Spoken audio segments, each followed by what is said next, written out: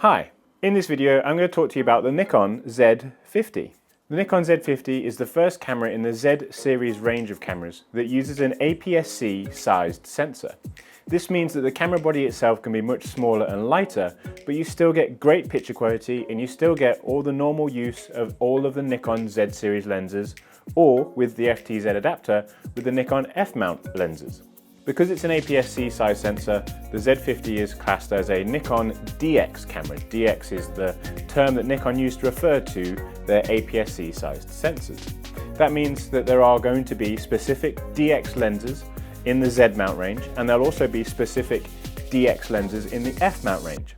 Now, it doesn't mean that you have to stick to a DX lens. You can also use the full frame F mount or Z mount lenses on the Z50. So it gives you lots of flexibility when it comes to your lens choice. Just remember that if you are using an F mount lens on a Z50, you still will need to use the FTZ adapter because the Z50 does have a native Z series mount. For any Z series lens though, that will just attach and work perfectly fine. When it comes to the camera specification, we have a 20 million pixel sensor, and on that 20 million pixel sensor, we also have 209 autofocusing points. The picture quality from this sensor has been tried and tested before. It's the same picture quality you'll see and find inside the D500 and the D7500. Both of these cameras are known for being incredibly good cameras in low light, sharp, detailed, and produce great picture quality, even considering their smaller sensor size.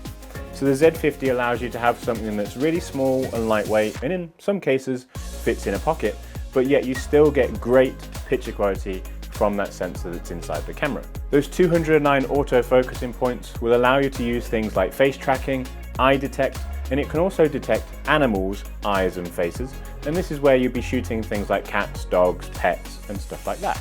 The 20 million pixel sensor inside the Z50 also allows you to use an ISO of 100 to 51,000. So even when the light starts to drop down and you're in a situation where the scene is just getting a bit too dark, your Z50 will still keep shooting.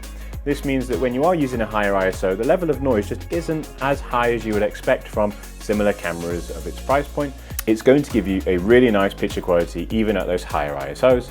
The Z50 can also shoot at a maximum frame rate of 11 frames per second. This makes it incredibly fast, especially when you compare it to a lot of other cameras. 11 frames per second is fast enough for most situations and shooting scenarios, and with that 11 frames per second, the camera will still continuously autofocus, and it will also still allow you to continually auto exposure. So if you're using something like auto ISO, for example. From a stills perspective, the Z50 is an absolute powerhouse of a camera.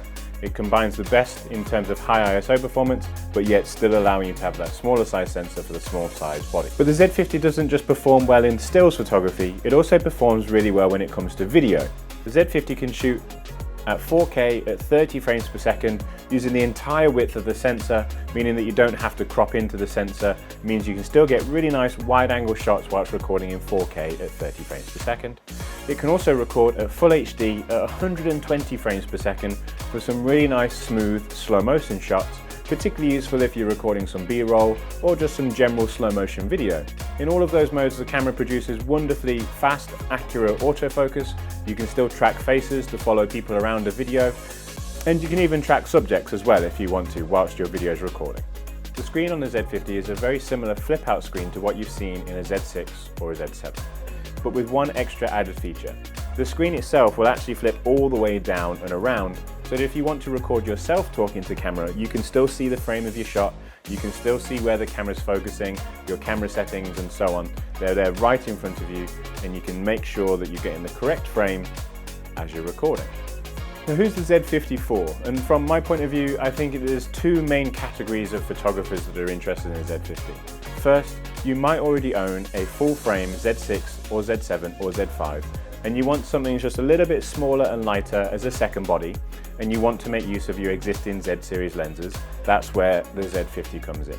It's going to be a perfect companion to a full frame Z system camera, and it means that you can then use all those existing lenses. It also might be useful to have as a second body for someone who's a DSLR shooter. There's a lot of photographers out there who are still perfectly happy with shooting their D850s, D810s, 750, 780 and so on. And what they might find is they want something that's of a very similar picture quality, but offers them something that's much smaller and much lighter, and as long as they still have the FTZ adapter, they can still make use of their F-mount lenses. So So I feel like the Z50 not only appeals to mirrorless Z system users, it also appeals to F-mount DSLR users as a good second body as well. So depending on your shooting situation and how many cameras you want to shoot with, the Z50 could be the camera for you. Now obviously, it doesn't have to be a second camera. The Z50 offers a significant jump in picture quality from a lot of Nikon's older cameras, and it can be a really good upgrade path, especially if you started with something like a D3000 series or a D5000 series.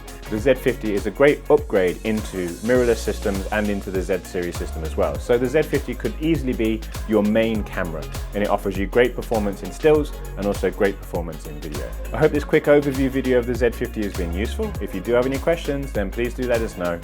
Thank you very much.